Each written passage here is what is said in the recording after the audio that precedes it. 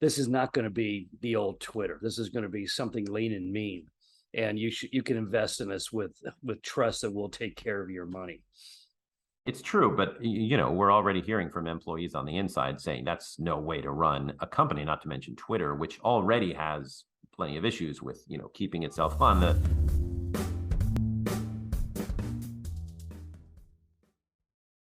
Hi, everyone, and welcome to the Friday, October 21st installment of the Silicon Insider, the only uncensored look at life and business in the Valley. My name is Mike Malone, and I'm here with special contributor Scott Budman, technology reporter for NBC Bay Area. Our producer is Jordan Henderson. Our East Coast correspondent is Bob Grove.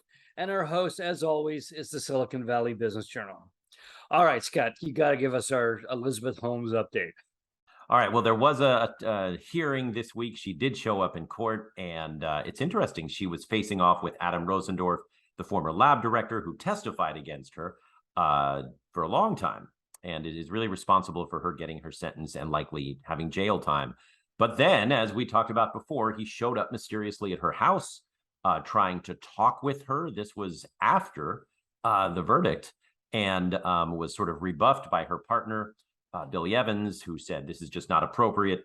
At least one person understands how a court works, and sent him away, but not before he apparently showed some remorse, not so much for his testimony, but as he said on the stand, he felt remorseful for her young child if indeed she goes to prison. And then he said on the stand, and I'm pretty sure she's pregnant again.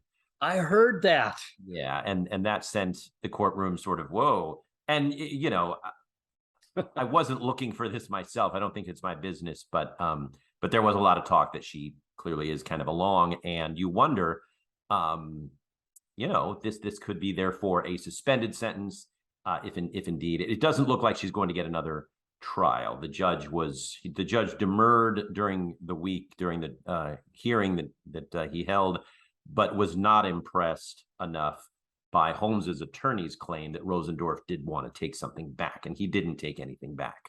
Yeah, let's roll back the dates a little bit. This trial has been going on for over a year. Oh yeah, this started in that means August of 2001. She got pregnant with the prospect looming on the horizon of going to jail.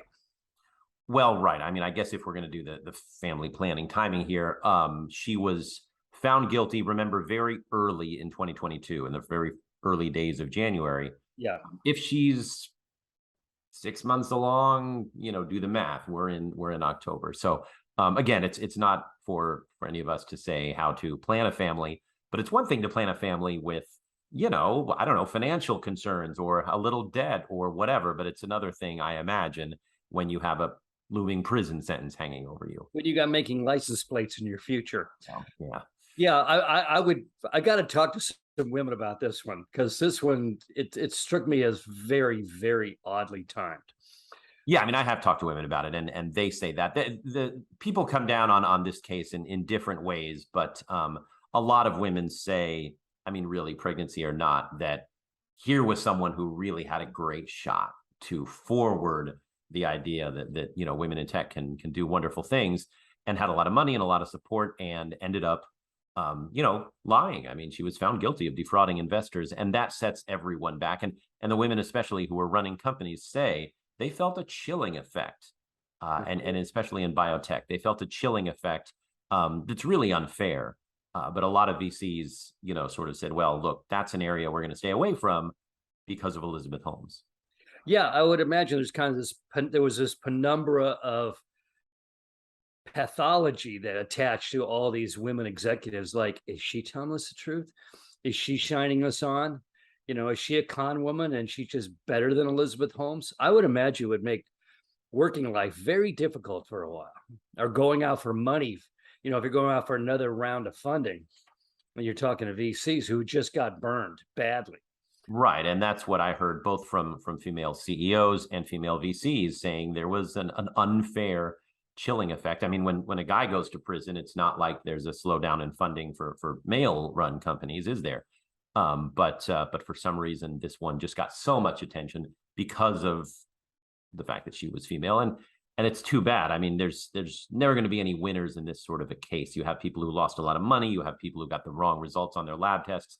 everybody's angry, and that's, I guess, ultimately what this case is trying to do is give some people the feeling of justice, and we'll learn if indeed this date sticks on November 18th, just how much justice will be handed out. So give me some context. You were there. It was same court?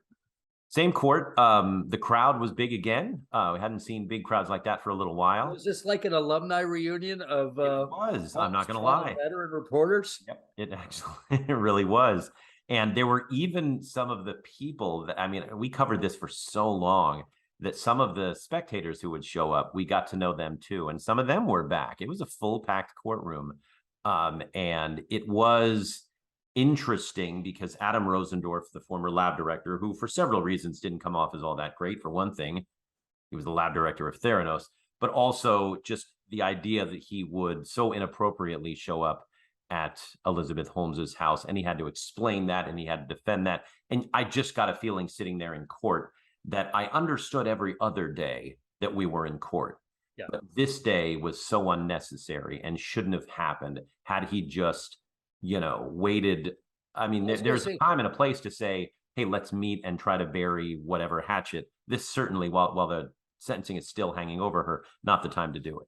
Well, did you get a sense that he was kind of dysfunctional socially or something? I would think a grown adult would know you don't show up at the person's house between their verdict and their sentencing if you're the key person in the process. Right. And it's too bad that he didn't have someone to keep him from doing that. He did talk about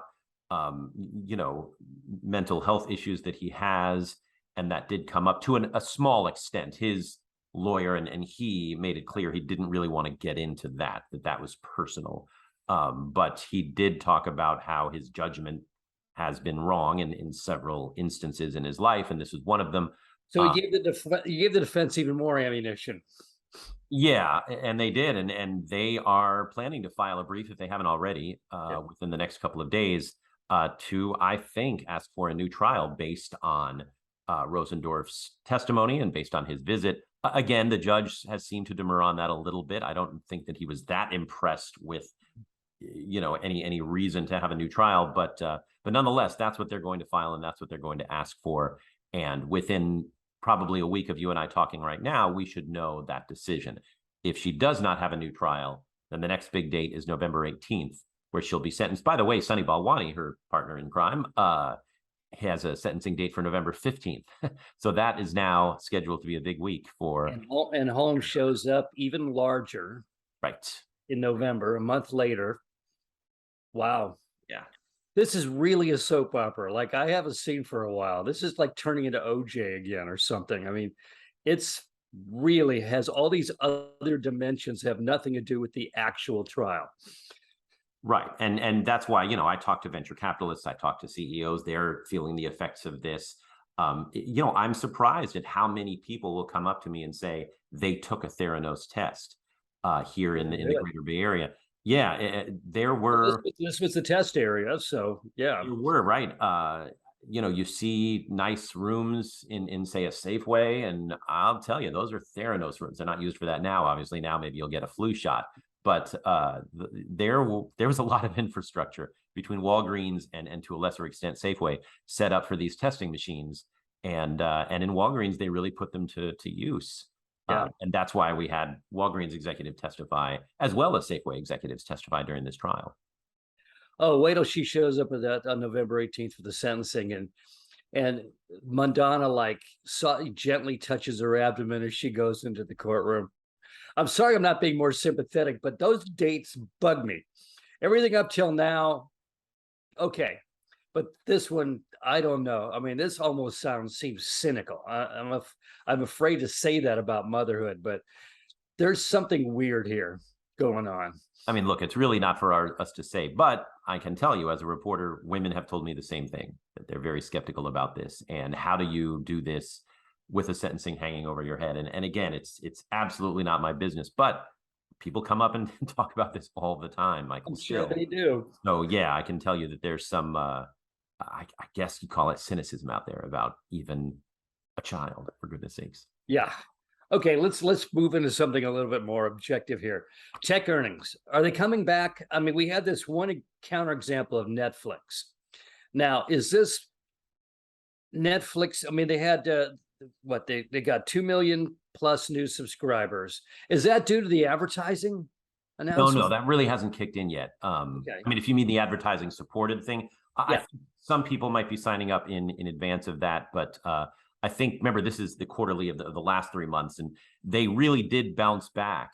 And I think they just had to get super aggressive. I think they may have been caught sitting on their laurels as sort of Right. the king of streaming, but Disney came in strong, and there were so many other sites. I mean, you had Hulu, Apple Plus, Peacock jumped in there, all these sites that are competing for those eyeballs.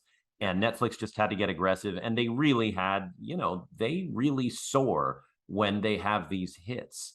And you get a hit show, and it becomes, even without advertising, it becomes a talker in Yeah. what is now the Return to the Office, or at the grocery store, whatever you see people, the coffee shop. I can't tell you how often a conversation that I have with someone dissolves into what they're streaming, Yeah. and it's inevitably going to be one of those shows. And so Netflix has more hits, that brings more people to the yard, and their numbers were really, really strong at a time when it had looked like they were going to fall for quite a while. And so, yeah, they got a big stock boost, and I guess a little bit of forgiveness from Wall Street. But that doesn't mean that Disney is slowing all that much, or the other guys are slowing all that much. They're still out there spending a lot of money on content because they know that this is really a primary way now, not a secondary way that we get our entertainment. And it's another thought crossed my mind, which is who did really well during the Great Depression? Racetracks and the movie industry. Who did really well during the COVID lockdown? Home entertainment. Right. Life is getting very expensive right now with the inflation rate still climbing like crazy. I'm wondering if people are starting to come back to streaming. It looked like they were going to go back to the movie theaters, but all the recent polls say that no, they actually prefer streaming, and you can't really afford to go out right now. I mean, with inflation the way it is this like a recessionary effect too? I think it is. And I remember the last time we were in a big recession, 2008, 2009, and one of the companies that did well was Netflix. And if you think about it, and I'd put some of the other streamers in there because although Netflix just so far has had that one sort of, you subscribe, if you go to, let's say, an Apple TV Plus, you're asked to pay either to buy a movie or to rent a movie. Well, even if you look at it and you're like, ooh, $10, do I want to do that? But trust me, as someone who's had to do this recently, if you go to a movie as a couple and there's parking and movie tickets and food and babysitting thrown in, that $10 to stream a movie is an absolute bargain. Yeah, compared to a C note to see the same movie in a theater. Right. And so, you do that math and you realize, and again, one or two times, 3 or 4 times doing that and making that choice becomes a habit. And you start to say, this is going to be my primary source of streaming movies. And okay, Top Gun comes out, maybe I'll wait a couple months and save the cost, be able to stream, even have friends over, and not have to worry about babysitting or anything like that. It's just so much money that is saved by subscribing to these services, and Right. and yeah, the convenience of not have to get in your car, et cetera, et cetera. But I think it's become sort of the go-to, almost the default. Yes. And the pandemic had a lot to do with that. But I think movie theaters are going to struggle now, even as we're. No, I think it's a cultural change now. Yeah, I It's mean, even as we're more comfortable being around each other, which is great, when it comes to movies, what I really hope is that people go to, say, concerts again. There's nothing as good as live music, and I've really never found a substitution for that. But the movies, if you're on your comfortable couch, and sure, it's a smaller screen or whatever, it's still fun. And just get closer to the screen. I mean, that's the bottom line. And all theaters have really done to upgrade, make the sound a little better, but you can get the same sound in your house. And they give you a Barcalounger now. It's a fancy Barcalounger, but it's still a Barcalounger, and you can make better popcorn at home. yeah, I mean, and I feel for the movie industry. It's not as if they had all this extra capital or time to improve, because they were all but shut down and locked out of their own facilities. So it is going to be a change. I look forward to going back to the theater. But I haven't yet. And I I know a think lot that's of people. trooping off. I think that's trooping off a lot of people. Yeah, You don't want to be in a full room, you know. Well, we'll see. I think the movie industry has figured out a way to shift their revenue streams to streaming, and they don't need theaters as much as they used to. You can see them setting themselves up for the end of the theater era. true. Okay, Tesla. Tesla's doing well. They shipped okay, I'll say good and bad because they shipped a record number of cars, but they also announced Thursday that their sales forecasts for next quarter are going to be down. So what's that mixed message mean, you think? I think it's what we're hearing from a lot of these companies that are into hardware or chips. Hey, we've survived this well. In fact, we've outperformed what we thought we would do during the pandemic and supply chain concerns. But those concerns haven't gone away. And so companies may be warning just for the sake of warning because they just don't know. It's so cloudy. But I have to say, with some of the chip earnings and with Tesla earnings, I'll even throw in Rivian, which, and Ford shipping more trucks. I've seen 2 Rivians in my neighborhood. There you go. And I've started to see even the Ford Lightning, F-150. And that's impressive that they're getting these things out there.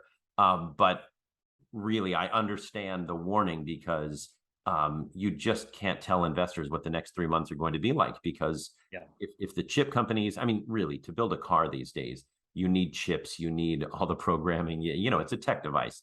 And it's just rampant throughout the industry. So if a PC company is saying, the future, we're not really sure, the car company has to say the same thing, I think. Well, a car is basically a PC with 4 wheels. Right. Okay, and even IBM beat their numbers. We don't even think about IBM anymore. I know. They're sort of like Intel in that they're built in, they're commoditized, but they're really trying. They've got a new CEO and they're trying to put some new things in place. I think it's the only company in American history that actually successfully changed itself 4 times over the course of the last century. From one business to I mean, they were a typewriter company, then they were a mainframe company, then they were a mini computer PC company, and now they're a information services company. That's astounding when you're one of the largest companies in history. I mean, that's an incredible achievement that I don't think IBM gets enough credit for. It's true. And I wonder, seeing the shift that Apple has made under Tim Cook, really trying to stress the services and software while they were and are on top. If that's not something that he noticed studying IBM, that really didn't make the switch until they were really decimated, and had to make the switch and sell off the PC company to Lenovo and all that stuff. And I wonder if Apple isn't taking a lesson there in saying, okay, we're still number one in phones and et cetera. Let's make this switch into services because it happened before and we don't want it to happen to us. Well, look at Amazon with web services. That's another reason. But that's kind of like it's like turning your car into an airplane while you're moving down the road. I mean, that's got to be an incredibly difficult process. I agree. Apple just today lost their social media didn't do as well. Which one? Social media didn't do as well this week. No, it was a terrible week for social media. Facebook or Meta has been struggling under the weight of the metaverse for a long time now. Snap's numbers were I mean, Snap gives some credit. They're growing in users. But social media, which was news to me. I mean, they're not really in the news. They've kind of fallen behind the zeitgeist the last few years. They have to an extent. Yeah. I mean, it's TikTok's world right now. But it shows you a couple of things that I think for social media companies, it's not just about users anymore. Instagram can boast of growth, and certainly YouTube and even Snap can boast of growth, and Twitter. But it's really about trying to monetize those users. And that's difficult, as we've seen. I mean, Facebook was able to do it, both with Facebook, Instagram, and to an extent, WhatsApp. But now with Meta, I mean, they've cratered. They've lost something like $650 billion in value. Snap stock is down from like $70 to $8 a share. Twitter is the exception because of the Musk deal, but that's a $50 stock because of the deal. I happen to think it would be like a $12 to $15 stock if it weren't for Musk. That's a huge difference, which, we can talk about this later, but once he takes ownership, assuming he takes ownership, what happens to the valuation of that company? Well, let's talk about that because Musk came out with a little bit of news yesterday. I know you saw it because you probably are covering it. He's announced he's going to lay off 75% of the people at Twitter out of the 7,500 employees. What do you think of that? 75%, right? He said 75%. 3/4 of 7,500 employees. Right. So that would leave them with about 2,000 employees. This is according to documents apparently unearthed by the Washington Post. And I mean, you know, often companies are bought and whatever, the fat is trimmed, as I say in air quotes, but that would be pretty drastic. I have a feeling, because it's Elon Musk, that it's a posturing move, maybe to try to get people to leave now so he doesn't have to pay severance. Who knows? Knowing Twitter people and their attitude about Musk, I would think most of those people would be gone by the time he got there. Yeah, the whole thing has been unorthodox. I mean, one person taking over a company for that much money, there's funding involved, there's Tesla stock involved. I heard one joker said they're not being fired, they're being put on permanent suspension. Right. They'll still be able to tweet though, and that's where it's going to get interesting. I mean, I just, a share price this high, and those employees and shareholders are no dummies. They know this is really, really artificially inflated.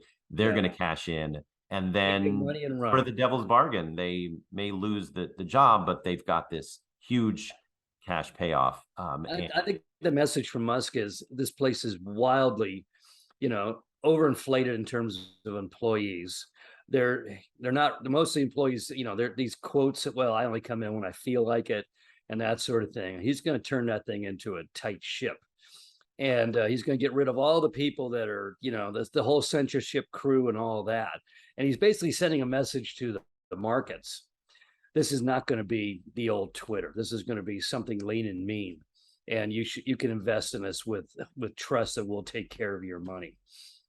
It's true, but we're already hearing from employees on the inside saying that's no way to run a company, not to mention Twitter, which already has plenty of issues with, keeping itself on air, so to speak, and all that.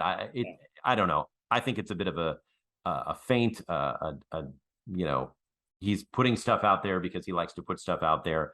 But yeah, if you're a Twitter employee right now, you're probably thinking, let me bank some of this money that came my way quite suddenly, because the future is very cloudy right now for that company. I'm gonna make it two things. One of them, I'll talk to the Ferrari dealer and get my resume typed up, get it updated. Ferrari and the resume, isn't that how it's done? Sure. It's a very Silicon Valley moment. Okay, speaking of Meta and the trouble they're in, a Metaverse Casino. Did you read about this? Was hit yesterday with a multi-state emergency cease and desist order. I guess they were selling NFTs or something like that. Yeah, I mean, a casino, the thing about the metaverse is, it's going to cross state and country lines. And state lines, yes. Yeah, so some of this stuff is not legal. Even and the casino didn't provide an address, a phone number. Oh, remember, it doesn't exist. It doesn't exist. It's in the metaverse. And that brings up some interesting legal issues. And that's going to be fun as well to follow, as well as... I think it's going to set a major precedent. I really do. When that goes to court, that's going to send a message to the metaverse of what your future is going to look like in terms of legality. Well, right. For example, for gambling, you've had offshore gambling, right, in order to skirt the law. But what about gambling in the metaverse? Is that somehow the equivalent of being offshore because technically you're not there, so I don't know how any of this or is it just flat out online gambling, which has its own issues. I don't know where this is going to come down, but I imagine we'll see a lot of these kind of cases to try to just define whatever the heck this is and what it is not. My sense is it's gambling and porn and drugs, any attempt to legislate it is like Canute trying to hold back the waves. That they somehow just find another way to do it. And I get this feeling with this cease and desist order about this casino that it's going to be the same kind. Gambling is going to figure out a way because it always does. I guess so. But But remember, and this is something that Meta and other tech companies have dealt with, you're talking about the law and the legal system, which really doesn't quite get tech and is certainly not caught up with tech. And we've seen it in other examples that are much more important to society than whether or not you can, roll the bones in the metaverse. And so I wonder if this is also going to take a long time, simply because of the catch-up factor that we've seen with other non-metaverse technologies. But social media played a big role in that too. All these hearings on Capitol Hill. All right, prepare for more hearings, Mark. And here they come. Don't you get the feeling part of it is the states want their piece of the action? That if the users would give up their URLs so that states could locate them so they could take a piece of the money, the states wouldn't be filing overnight cease and desist orders and everything else. Yeah, but you really don't want to give up that information. I mean, again, I've said. I know you don't. That's the whole point. Right. Okay, the Biden administration said it's going to award this is especially for you, EV owner. It's going to award $2.8 billion in grants for projects to expand U.S. manufacturing of batteries for electric vehicles and domestic mineral production. Interesting, no money for battery cell R&D or for recycling. Probably the two biggest challenges in the battery world. Manufacturing, there's a lot of factories coming up right now to build batteries. So that's kind of throwing good money after good. It seems kind of superfluous. The mining part, I think that's a recognition of just how vulnerable we are, that we don't produce a lot of the stuff that goes into a battery. It's being made by communist countries and third world dictator countries and, rogue nations. I mean, that's where a lot of that stuff comes from, like the, lithium and et cetera. So that seems like a good investment. I'm not sure about the manufacturing part. I mean, you need manufacturing just because, politically speaking, when you have shortages, that hurts the person in office. And True. So, right, manufacturing is part of it. Recycling is certainly part of it. The idea that we'll have enough chargers for people is part of it. There's another one that's missing: infrastructure. Why aren't they building more charging stations? You read that horrible story about that guy with a pickup that went 171 miles in cold Michigan or something. Took him almost a day to do it. That kind of stuff. We need fast charge, and we need a lot of them.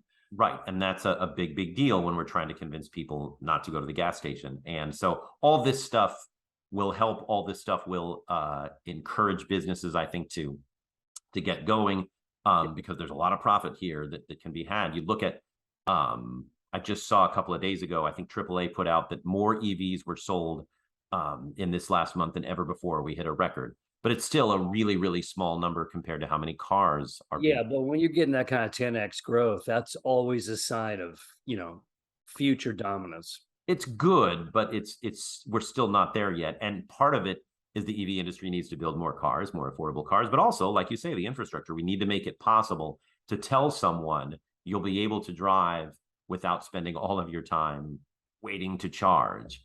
And that means chargers in homes, chargers in apartments, chargers in workplaces, chargers in, movie theaters. Bring it back to that. Everywhere you are, just like there's a gas station nearby. Everywhere you park on a given day, you should be able to charge right there or very close. Okay, in related news, and this deals with the part that term you use, drive. 11 additional people were killed in U.S. crashes involving vehicles that were using automated driving systems during a 4-month period early this year. I think the dangerous term was automated driving, because I get this image of people just setting it and then climbing in the back seat or something. I mean, you got to keep your hands near the steering wheel, even when it's an automated driving, right? I mean, why would you trust your car and some software program written by a 20-year-old, to get you through heavy traffic and go down the freeway at 80 miles an hour? Right. I've never quite understood the fanboying over this. This seems to be something that is in its early stages still, no matter what the Elon Musk and fans say. To me, the EV revolution is about not polluting, not putting emissions into the environment. The sort of sidebar technologies, all right, great, but that's not what it's about. And if that slows developments of EVs because everyone seems to think we need driverless cars, to me, that's an entirely different issue that's going to take far, far longer, as we've seen. I mean, we have the brightest minds on this, and the infrastructure just isn't there. We're just The natural world is a lot more complicated than people think it is. Right. And the fast, and again, it's not that we're anywhere near perfect, obviously, as drivers, but right, how can you trust a machine? I mean, that's a crazy thing to ask, but that's essentially what you're doing. So don't take your hands off the wheel. Yeah. Okay. Kanye West, you going to buy Parler? Is that real, or is that just another Kanye thing? You never know. It could be both. Here again is a guy with a lot of money, a company that's not worth all that much money. Yeah, and he's not a real linear thinker. No, he's having a lot of problems. I don't know. The Kanye world is a complex one right now. He's, tweeting anti-Semitic things, while talking about wanting to go into the social media business. I mean, it's just a big disaster right now in terms of any sort of public image. And Parler is not how you turn your public image around. I'm sorry. Yeah. But maybe it's small enough and conservative enough, whatever, to make him happy. But it's not a business story. It's really not a business story. It's a showbiz story again. Right. And it's not up to any of us to say what Kanye West should be doing. That's none of our business. Yeah. But given what he's got the money, and he can do what he wants. And the key to everything is he's such a successful musician. And now when his songs come on Spotify, people tell me, oh, that's an anti-Semite. That's not how you want to run a music career. No. Don't blame others for whatever's going on in your life. Deal with it. And if you're going to buy Parler and become a tech executive, great. We just saw TechCrunch this week. Serena Williams gave a master class in being a venture capitalist and moving from the world of, being a famous athlete into the world of VC. And it really was impressive. She's got a tech husband whispering in her ear, I'm sure. I think the whispers go both ways. I mean, probably. I've interviewed them both, and they're both really, really impressive. My vote for, power couple of the decade is probably those two, if you look forward a decade or so. But anyway, that's how you get into tech. Yeah. You come prepared, you come with money. You certainly don't come with blame and hatred, and that's not how you get into tech. Right. And finally, we mentioned this, that there was an original iPhone coming up for auction, LCG auctions, and they did it. It sold for basically $40,000 at auction. I love this because I buy antiques at auction. Description: virtually flawless along the surface and edges. The factory seal is clean with correct seam details and tightness. Labels on the reverse are correctly pristine beneath the seal. It's like they're selling a Rembrandt. So if you do have a absolutely pristine in the box iPhone, why would somebody buy an iPhone and not open the box? I mean, this is 20 years ago.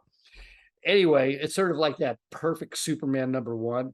Right. Why would a kid not look at the comic book? Anyway, it's now never been activated. So it's now worth $40,000. If you have one lying around you want to sell. I mean, that's a pretty quick adoption from, cool tech device to, I don't know, high priced antique. Well, those original Woz Apple One motherboards, they're going for $1 million now. Right. So, and you could say that these made history as well.